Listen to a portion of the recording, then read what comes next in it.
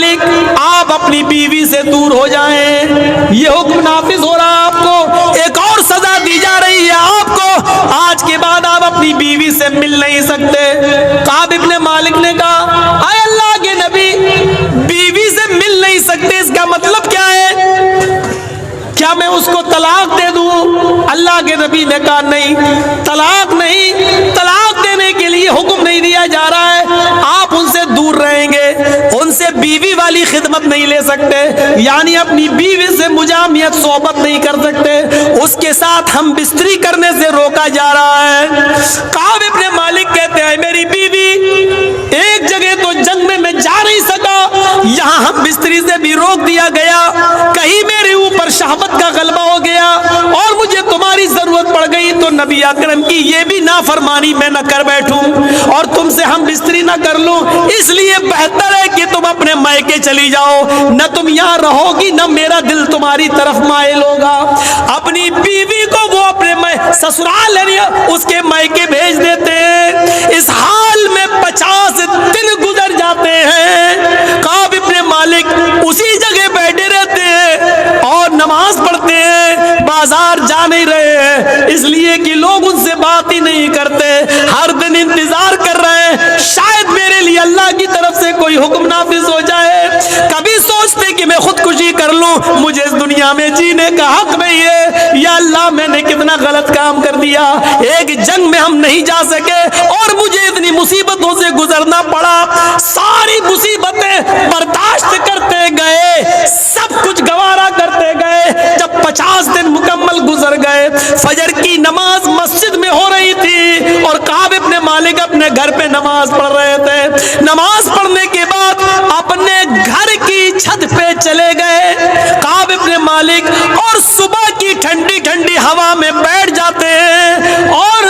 फिजा का मुआयना करने लगते हैं। हवा चल रही है ठंडी ठंडी और फिजा का मुआयना कर रहे हैं, क्या देखते हैं सूरज निकलने के करीब है और कोई आदमी, कोई सहाबी रसूल नबी की मस्जिद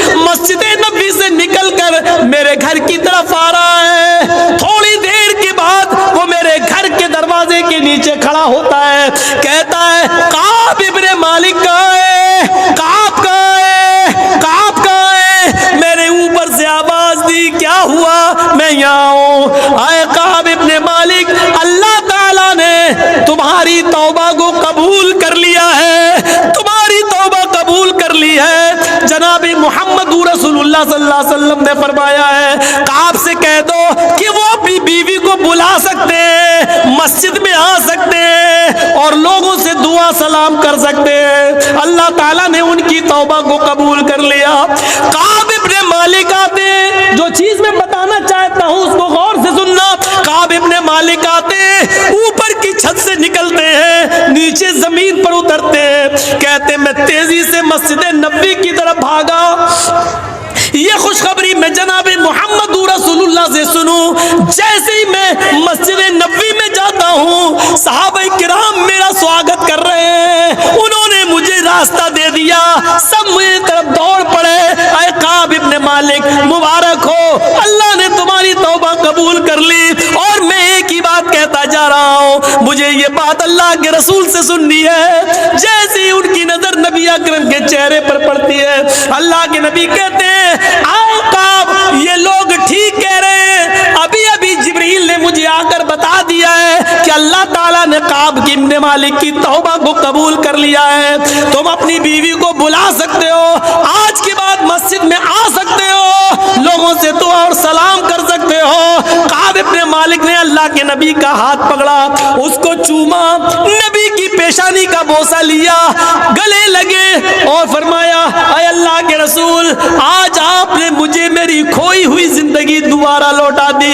आज आपने मेरे लिए जीने का एक दूसरा मौका दे दिया, अल्लाह ने मेरी तौबा कबूल कर ली। अब इस खुशी का तकाजा ये है कि मेरे पास जितने मकान हैं, मेरे पास जितने घर हैं, मेरे पास जितनी जमीन है, मेरे पास जितने बागात हैं, ऐ अल्लाह के रसूल आप गवाह रहना, वो सारी की सारी जमीन, सारी प्रॉपर्टी, सारे बागात, सारे मकान मैं सदका कर रहा हूँ, मैं اللہ کے راستے میں دے رہا ہوں، اس خوشی کا تقاضا یہ ہے کہ میں سب کچھ اللہ کی راہ میں لٹا دوں۔ آپ نے کعب ابن مالک کا ہاتھ پکڑا، آئے کعب تم ایسا نہیں کر سکتے ہو، تم اپنی پوری کی پوری پراپرٹی اللہ کی راہ میں نہیں دے سکتے ہو، اپنے سارے باغات تم اللہ کی راہ میں نہیں لٹا سکتے ہو، اپنا سارا مال ساری دولت تم اللہ کی راہ میں نہیں دے سکتے ہو، تمہارے لیے جائز نہیں ہے۔ نہیں، جتنا دینا چاہو اتنا دے دو، ایک حصہ دے دو، دو حصہ دے دو، لیکن تم سارا کا سارا دے رہے ہو، خود سڑک پہ آنا چاہ رہے ہو، یہ تمہارے لیے صحیح نہیں ہے۔ آپ نے کعب ابن مالک کو سارا کا سارا مال خرچ کرنے سے روک دیا اور کیا کہا کہ تم اللہ کی راہ میں بھی نہیں دے سکتے ہو، فضول خرچی اللہ کی راہ میں بھی جائز نہیں ہے۔ آئے اپنی بیٹیوں کی شادی میں اور بیٹوں کی شادی میں بے تحاشا مال و دولت کو لٹانے والوں،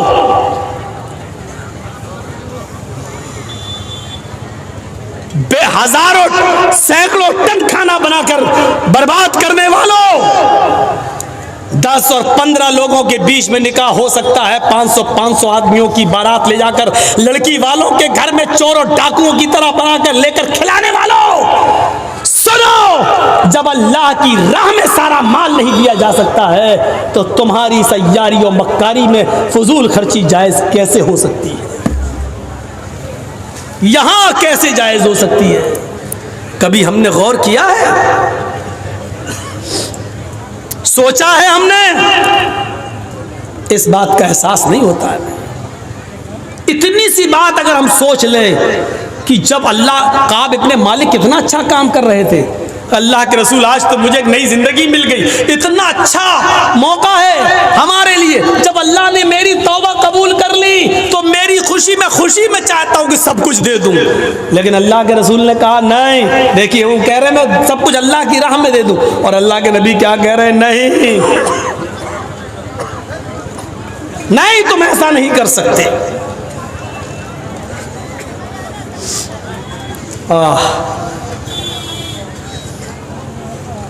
ایک عورت ہے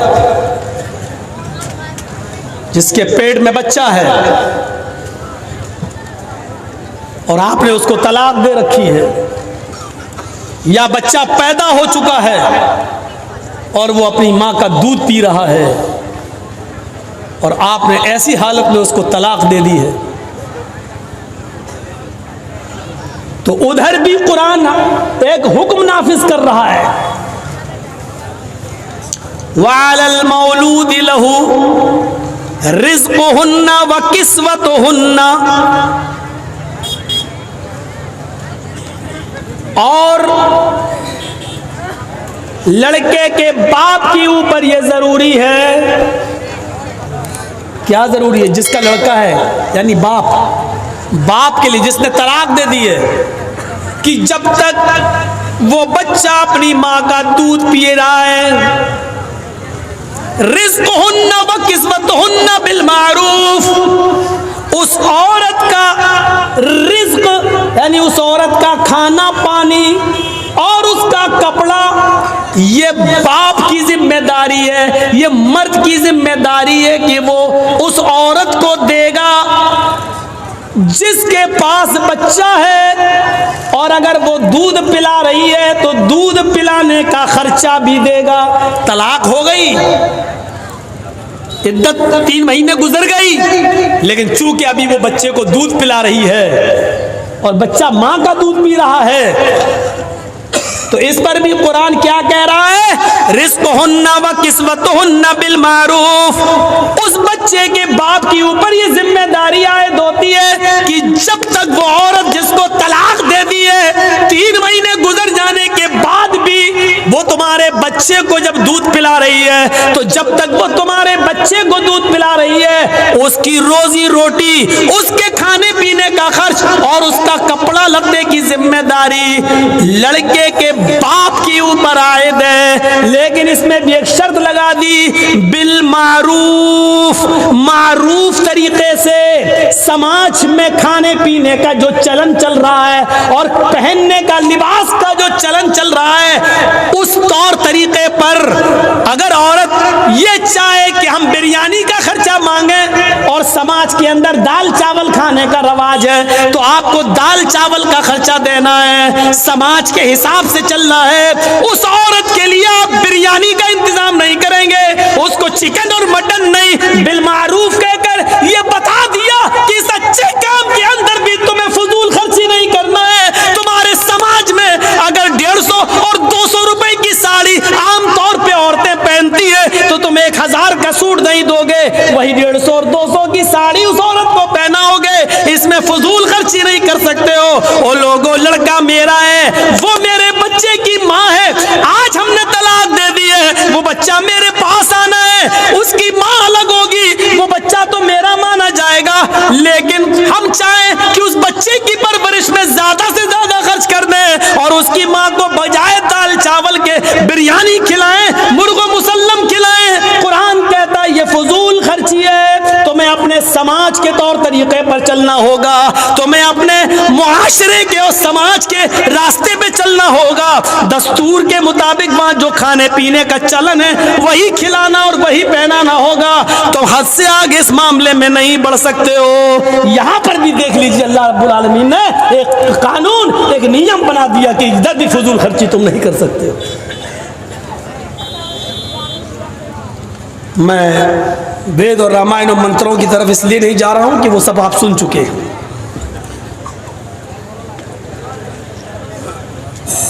تاریخی تقریر، اتہاسک تقریریں ہو چکی ہیں، میں سمجھتا ہوں کہ اس کی ضرورت نہیں ہے۔ آج کی طرح قرآن کی آیتیں تو شاید میں کسی جلسے میں پڑھی بھی نہیں ہے، صرف قرآن کی آیتیں بھی لے کے چل رہا ہوں۔ ابھی آپ رکیے، ابھی دیکھتے جائیے۔ کعب ابن مالک نے سب خرچ کرنا چاہا، وہاں روک دیا۔ یہاں اللہ تعالیٰ نے دستور کے مطابق عورت کو کپڑا اور کھانا دینے کا حکم دیا، ادھر بھی فضول خرچی سے روکا۔ آئیے ایک واقعہ اور اس کے بعد ہم دوسری طرف آتے ہیں۔ ایک واقعہ اور، حضرت سعد ابن ابی وقاص بیمار ہو گئے۔ بخاری اٹھائیے، حضرت سعد ابن ابی وقاص بیمار ہوئے، اللہ کے رسول کو پتا چلا کہ حضرت سعد کی طبیعت خراب ہو گئی، اللہ کے رسول ان کی عیادت کے لیے ان کے گھر گئے۔ اے اے، اس واقعے سے تو آنکھیں پھٹی کی پھٹی رہ جائیں گی۔ اللہ کے نبی جب ان کی عیادت کے لیے گئے تو حضرت سعد نے حضرت محمد الرسول اللہ کا ہاتھ پکڑ لیا اور کہنے لگے، جملے دیکھیے، اے اللہ کے رسول میری بات کو ذرا غور سے سننا، اب مجھے کئی بیماریاں لاحق ہو گئی ہیں، نہیں لگتا کہ میں اس بیماری میں بچوں گا، خیر موت و زندگی تو اللہ کے ہاتھ میں، جو آیا ہے اس کو ایک دن جانا ہے۔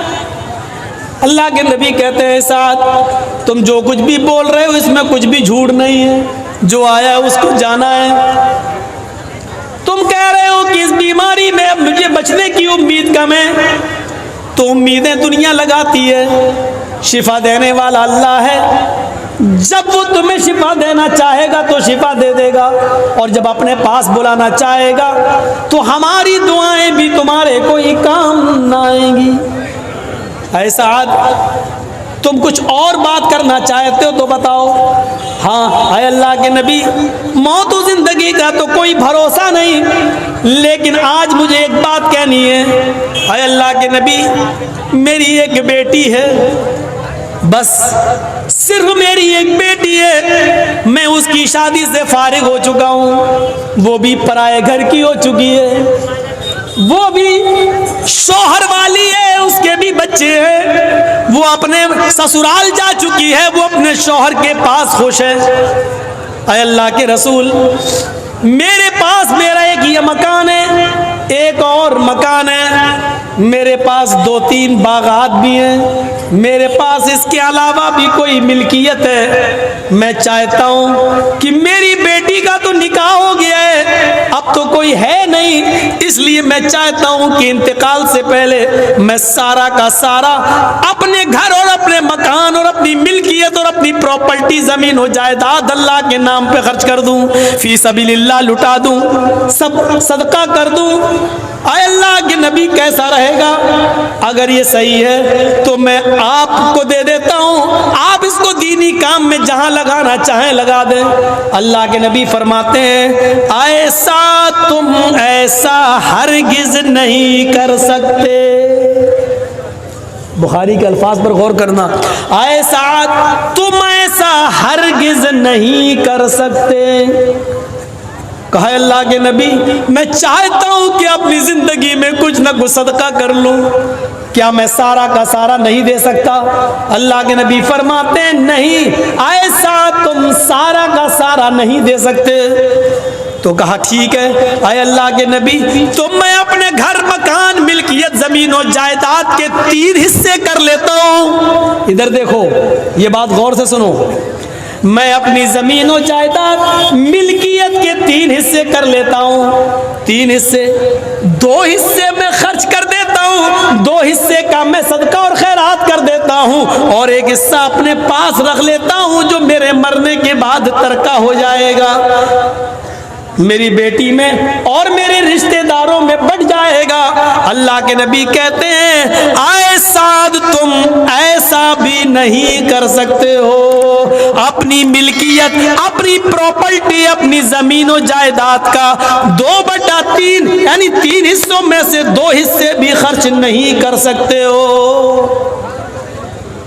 کہا اللہ کے رسول ٹھیک ہے، اگر 2/3 2/3 بھی خرچ نہیں کر سکتا ہوں تو ایسا کرتا ہوں کہ میں اپنی ملکیت کو آدھا آدھا کر دیتا ہوں، آدھی ملکیت اللہ کی راہ میں خرچ کر دیتا ہوں اور آدھی ملکیت اپنے پاس رکھ لیتا ہوں، وہ میرے مرنے کے بعد میری بیٹی اور میرے رشتہ داروں میں ترکے کے طور پہ کام آ جائے گی۔ آپ نے فرمایا اے سعد تم اپنی زندگی میں اپنی پراپرٹی زمین و جائیداد کا آدھا آدھا حصہ کر کے آدھا مال بھی صدقہ اور خیرات نہیں کر سکتے ہو، آدھا بھی نہیں دے سکتے ہو۔ تو کہا اللہ کے رسول